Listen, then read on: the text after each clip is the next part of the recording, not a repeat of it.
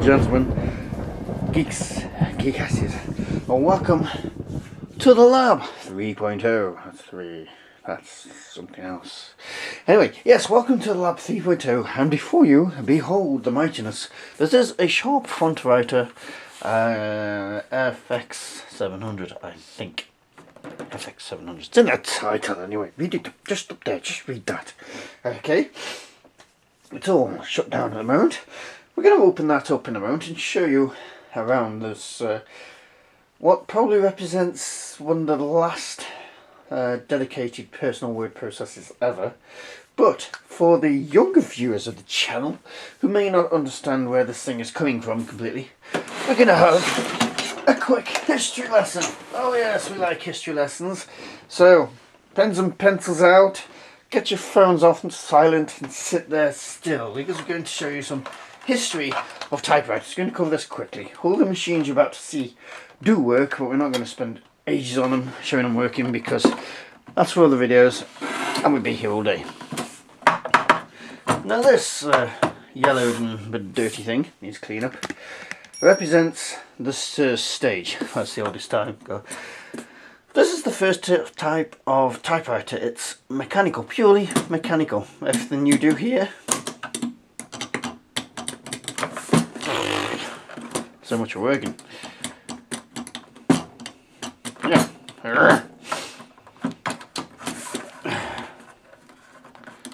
It works, but yeah, it got stuck. We'll sort that out later. It's determined to prove me wrong. But anyway, yes, what you can see here is sort of first generation technology, and it's purely mechanical. Press a button, up comes an arm, slams against the tape, and you get your word printed out. This is actually, although it's now playing up, there we go. This is actually the one my wife Fluffy owned as a child. This is her actual machine from when she was a child. This dates from the 1980s, as far as I'm aware. Now, that's the first generation, made in Mexico. Yay! What I'm about to show you is actually, I believe, I'm not perfectly sure on this because I can't find an age, it's older than that, but represents the next stage in technology. You'll notice that this one looks pretty similar. It has a power lead. The difference between this generation and generation before is this one has an electric motor. So you're pressing a button here, which doesn't take much pressure at all. The electric motor spins and the electric motor pushes the arms in. So you're not putting as much strain on your fingers because you're not operating the mechanism, the motor is. So that's the second generation. Now, once electronics take over, excuse my face, hello, things start to change dramatically. And if I just go and break the back over here, we get this one, which is, even now, 30 years later nearly, worth a pretty penny. This is an IBM 6746 word processor. Well, electric typewriter more of. These now, by this time, if I pull this up, you can see inside, the mechanism with the arms is gone, replaced by daisy wheels. So you've got spinning discs, characters on the disc, spins to the right place, and the pin pushes it out and makes an impression on the paper. This one dates, although it's been refurbished, originally dates, the oldest date on this was about 1984. So, once these came out, you then started to have computers getting involved, and you then got single line LED displays, so you could actually type out a line on the screen, make sure it was right, press enter, and then it would print out the line. You then got them with like several lines, where you'd have to scroll up and down, but you'd only see a couple of lines at a time on a small display. And I think the final stage of the evolution before computers just walk over here. Computers and laptops took over completely, is represented by this machine. I'll just unplug it so we can have a look around. Okay, before I open it up, let's have a look around, shall we? Or shall we not? We shall, of course we shall. Right, on the front, nothing special, 3 lights. Printers at the back. This is the big LED display at the front. I shall show you in a minute. On the side, we've got darkness, the darkness, and a power switch, and release catches for the display. Front, nothing special. There's a handle, as it is portable. But in the 90s, this is 96, portable wasn't exactly what you'd define as portable these days. On the right hand side, you have release catches again, a wheel for controlling the paper, and a floppy disk drive for data storage. On the back, you've just got this handy dandy space where you can store the power lead, and more details on it. It's an FW-700 UM. Now, if you've got one of these, please keep watching, because there's something you could maybe able to help me with this machine.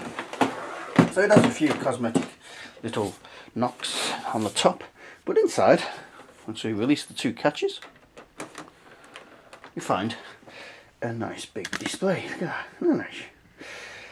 And behind the display is the printer itself. I'll just pull the top up, and you can see, I'll just take you for a drive, or flyby, or whatever you want to call it. Here is the cartridge. There it is. It looks like an audio cassette. For all the world like an audio cassette. And I have 2 more of them in a bag, wherever the bag has gone.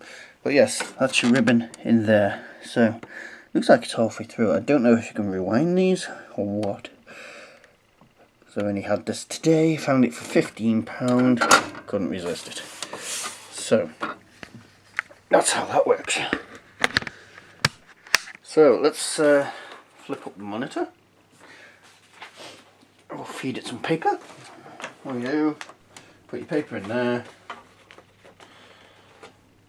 Use the knob to rotate it around until it appears at the top of the ribbon there. Done.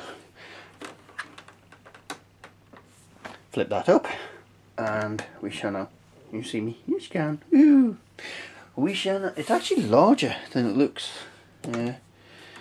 On that screen, there's a TV remote, so yeah, that's pretty size. Let's switch it on, shall we? Fail. What happens when you switch things on? It does help if you put them on at the mains. There we go. That's better. I love this bit. Please wait a minute. Not 59 seconds. 1 minute. But it doesn't take 1 minute. On the right hand side is a contrast thing. Now, which allows you to change the contrast, obviously, on this screen. There we go. It's a nice screen. I don't know how well you can see it there. Sure. Pull it up there and see what you can see. Let's improve that for you, if I can. Right, okay. That's the best I can get on camera. Believe me, it is a high quality, especially for the time, 1996, it's a high quality screen. So it gives you several options. Word processor, spreadsheet, which is unusual for this era, pardon me, and address book, utilities, which we'll look at, label printing, and self-demonstration. Before we go into that, let's have a look at the keys, because it's not strictly standard. There we go. Well, most of it's standard, apart from you've got these menu buttons here, which allow you to enter the menu options, obviously. Block, which is for highlighting text that you want to change. Council and paper, I don't know, I haven't used the paper thing yet, so I don't know what that is. Let's have a look. As I suspected. Throws the page out. Cool, let's put it back in. I wonder if, when it's unloaded, if I press that paper thing again, is it going to load it for me? excellent solidity right to the top of the cartridge, so it is fine in that way. If I just have a quick hunt over here to show you some other stuff.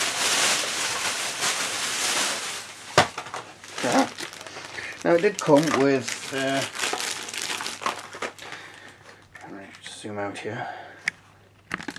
Right, it did come with one cartridge spare, two cartridges spare, excellent. It's all wrapped up from 1996, so at the time of recording, 2006, yeah, 18 years old, anyway. Roughly 18 years old. It came in a sealed bag, so I don't know if this has been out, but there's the original manual, which is quite thick, but it is all in English. So you got spreadsheet, address book, label printing, utilities. But I must say, I've been playing with this a little bit, and it is just pretty easy to use. You don't really need this too much. 269 pages long, for your interest. Okay. So I've looked at the keyboard, got some French symbols and stuff there, and I know these keys already. These are standard Windows keys, but you've got written on there for you: undo, cut, copy, paste. For those who don't use these, yes, on Windows this works the same. Control V will paste something, Control C will copy, etc, etc. Alright then.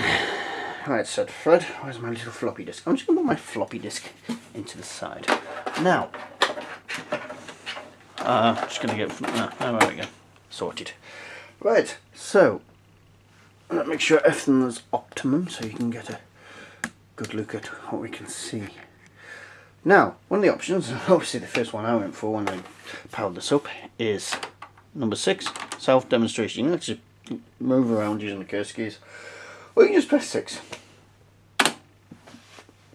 Self-demonstration. Yes, the screen is that slow. Oh, it's that slow at typing. Apparently it's, from what I can find out, it's about 64k from memory in here. Other technical specs are very difficult to come around, sorry, to find for this particular model. 710, you can find stuff on it, but I don't know if that matches up. Now, yeah, it demonstrates different features, as you can see in the menu there, but if I press 1, it just goes straight to the floppy disk, as you can see a little floppy thing there, file not found. So it looks like the demonstration program is contained in the floppy disk. So if anybody has one of these, they are MS-DOS compatible, so if possible, I'd be very appreciative if you could find that file. If you get a copy of that over to me, I would be very, very appreciative. Yes, very. So, we can't do any demonstrations because all the demonstrations go for the floppy disk. And, yeah, not there, so not much you can do there. So we go back to the main menu, and it does a hard reset. Yeah, please wait a minute. Which turns out not to be a minute. You can get a little bit better picture of the light out. That makes no really difference. So, okay. Right, let's first of all look at the utilities. Basically what the utilities is disk control. You've got file, disk, dictionary and setup. These are accessed via, you press the menu key and it starts to highlight the menu. You then press enter or 1 and it goes to that one. So you got copy, delete, rename, listing, convert. This can convert from WordStar 6 to its native format, I believe, as far as I found out. Correct me if I'm wrong. Listing, I do not know what listing is for. Probably list the directory actually, so have a look. No. Alright, so I don't know about that one. There is nothing on this disk because I've not done anything with it yet. So if I go menu, to read directory, or you can format the disk. I've already formatted the disk. I go to read in the directory. There is nothing on it. Option 3 on the menu gives us a dictionary, so you can load the dictionary off the disk. Obviously there is nothing on this disk for that. And option 4 gives us the setup, so you can do the system setup, then load and save to the disk and from the disk. So you've got different options. You've got the autosave, so it'll save every 10 minutes, 20 minutes, 30 minutes if you wish. It will save the dictionary file and the user's file if you wish. There's a bar display, giving you a menu bar and status bar, not beep sound on and off, scale, separators, and display headings for the column and row. You just use the arrow keys to go down where you want. Well, maybe not. Or is it tab? Tab. Tab will go down to option you want, and then I imagine you just press, or you don't. Try that again. Menu for system setup. Tap tap tap tap tap tap tap tap tap. Or are they all fixed?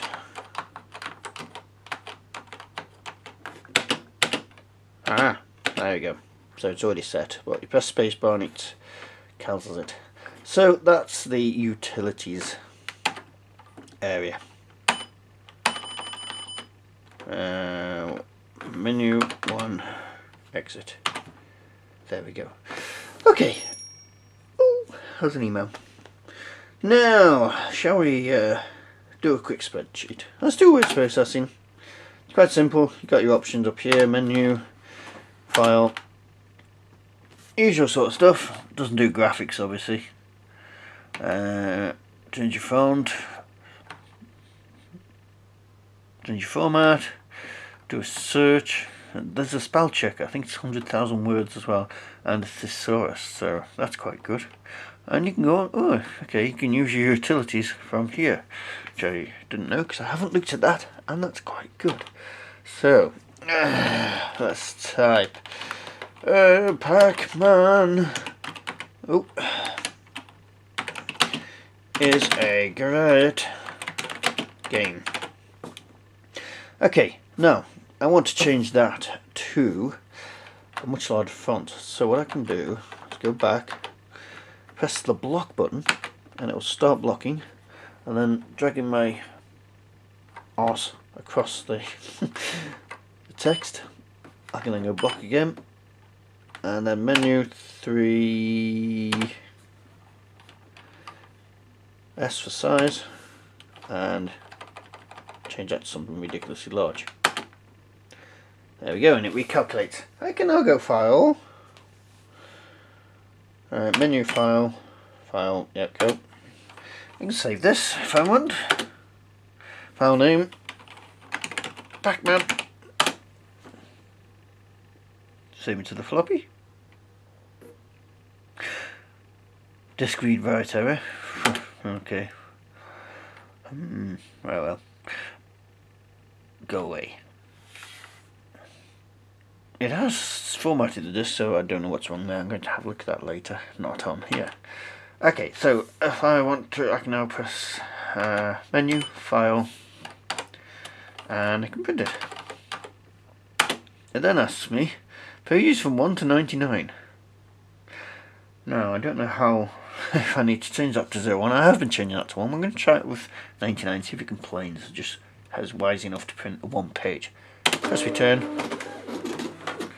and move that out of the way.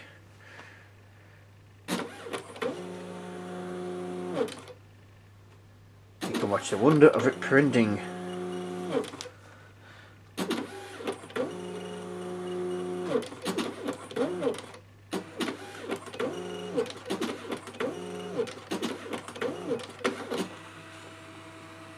There we go. Out she comes. Pac-Man is a great game. Now apparently it can go, if you use normal sort of text, it can go much faster. Let's just reload the paper. So what to do with paper? Draw paper. Delete all that off the screen.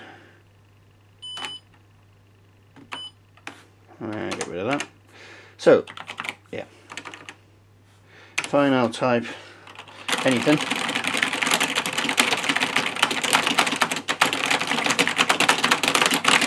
It's actually catching up with me. Bit slow off the mark there. We got it there though. So if I go file, menu file, down and print. Oh no, come here. Wrong button. Sorry, my apologies. Can you see? Yes, you can. If I go print, quality. If I go normal quality,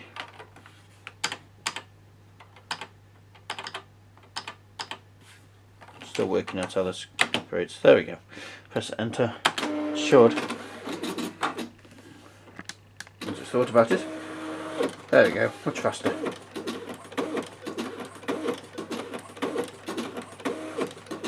That's about the maximum it can go, speed-wise. So there we go. There's your paper out for you. Very nice. Right. Okay. So file down. Exit. I don't want to save my changes. Let me save exit. Yes. Okay. Go to spreadsheet. I am not going to go into the spreadsheet. It's standard stuff. It does formulas as well. Interesting. Well, of course it does formulas. It's a spreadsheet. Okay. Oh. Exit. Let's go into the more interesting stuff. It's an address book, but it's a standard address book. Let me show you.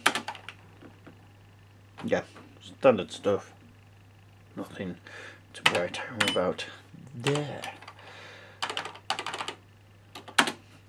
Okay, label printing. Now, I have not used this, so let's see. Mr. RGVX complete mess, can't spell, can't type at an angle, England. There we go. That's my address. Believe that if you want to. Don't believe it if you want to. Okay, so let's have a look. Got your file option. Edit, font, which is all standard stuff. Format, label sheet. Label sheet setup. Let's have a look at this. Number of columns 2. Number of rows 8. Column width. Let's go for 3, shall we? 3.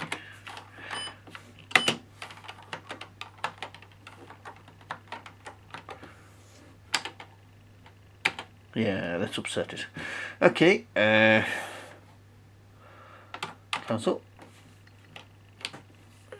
Control, file, format, search and spell. So, and a system setup option. Let's just have a quick grab a paper and let's see how this works, shall we?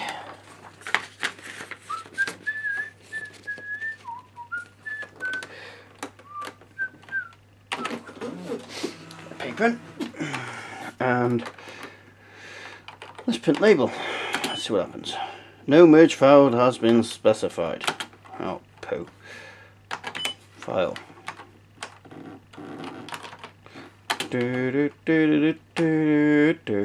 Merge code. And typeface, condense, format, character, search. So. Ooh. Merge code. It must be merge code you're looking for. No merge file has been specified. Let me check this and I'll be back. Okay, it is a short while later and I don't do a French accent for some reason. Anyway, I've been faffing on with this address thing for a while, and yes, you've got to create an address book with loads of different entries to print the labels out. So I'm not going to faff on with that, but you get, you get labels printed on your page like that. So there you go. Now, these on eBay do not go for much, so if you want one, it has about £15 to £30, which is a bally bargain if you want to play with one. So there you go. I do not know how much they were new. If you do, then please tell me. I'd put it roughly in the £300 range, perhaps, from when it was new, if I remember my prices of this sort of kit. So there you go. That is the Sharp FW-700 Hunter personal word processor from roughly 1995 to 1996. Hope you enjoyed this little tour of how we used to do things and a bit of history of how we used to do things. So thank you all. You need to quit being dirty. You're a dirty boy.